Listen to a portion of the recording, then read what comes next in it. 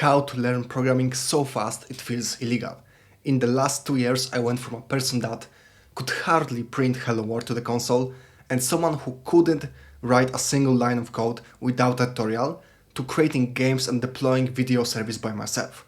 So if you feel stuck or overwhelmed and you want to speed up your programming journey, watch till the end of this video. I consider myself to be a very creative person. Being creative definitely has its perks, but it also has its downsides.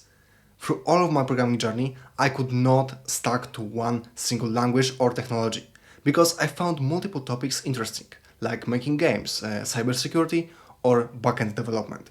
Studying computer science definitely didn't help, because they forced us to learn 5 different languages and technologies at once. And if you are anything like me, which is very likely if you watch my videos, you probably found yourself in a similar situation, and you probably expect me to tell you something like other YouTubers. So be disciplined and stick to one technology and become super specialized. I want you to follow your curiosity without feeling guilty about it. Computer science is a very diverse topic, but progressing in one niche impacts your understanding and skills in another. And things like design patterns and good code practices are shared amongst them. This is why I want you to unapologetically follow your passion, especially if you're a beginner and you don't know what you want to do yet. You see interesting tutorial and on some new technology, do it. You have cool idea for side project, do it.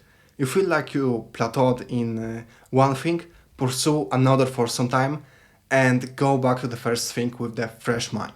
When I started to learn programming, I never read documentations and just blindly followed tutorials or asked ChatGPT after it came out. This left me with a very surface level knowledge about methods and classes from a standard library that I used. Most of the modern languages have a lot of features and developed standard libraries, and you probably don't use even 10% of the stuff that languages or library provide you. That being said, not every feature should be used. And for example, C++ is a very bloated language with features that make your life harder instead of easier. And this is why the C++ movement is so popular. My point is that I want you to start reading documentations of languages, libraries, or frameworks that you use. And before you get scared, you don't have to read it like maniac from start to finish. Just briefly look at the functions, classes, and methods, read one or two sentences on what they do. Now when you encounter some problem later in your projects, you can remember, oh, I saw a method that I could use. Let me go back to the documentation and see how I can use it. And if you follow some tutorials, for example, and see new method that you didn't solve before, check it out in the documentation and see what parameters it has, if there is some enumeration type, what other values you could use. This will allow you to have a bigger toolkit and deeper understanding of technology that you use. My first project was a mess. Spaghetti code was everywhere, functions with 100 lines, weird variable names and bugs that took long hours to fix. This was until I read The Clean Code by Uncle Bob, and I know it's a very controversial book. And many things there in my opinion are too extreme, and I plan to make a full video about it in the future. But if you're a beginner, just turn your brain off and just follow the stuff that is there. You probably don't create projects that are complicated enough just yet to notice problems with clean code principles. And from this book, you will learn decent naming conventions, how to break down problems into smaller ones, and how to structure your code in a way that will allow you to easily expand and debug your code. And if you are interested in my breakdown of the clean code, let me know in the comments. When you start a new project, you have some features in mind you want to implement, but then you get more and more ideas, and you find yourself fighting your code to add any feature. Because you coded your project to work only in a way that you had in mind in the beginning. But software in real life changes and evolves, and you will always find yourself wanting to add or change something. And the thing that will help us this time is to make your code more modular and scalable using design patterns.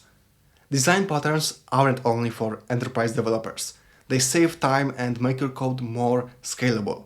In my opinion, design patterns are the most important thing and the most universal thing in computer science, that you learn only once and can use everywhere, from games to backend systems. In the beginning, following tutorials is fine, but you will never get past tutorial hell if you only follow tutorials for the rest of your life. The first time I made a real progress in programming was when I was forced to do projects that challenged my current ability and forced me to think instead of just blindly copying tutorials. And of course, still follow tutorials, but don't do it blindly. I told you before to explore the documentation when following tutorial. But what you also should do is to make a side project when following your tutorial, where you do things slightly differently or combine knowledge from multiple tutorials. Think about new features, play around with the parameters, in short, have some fun.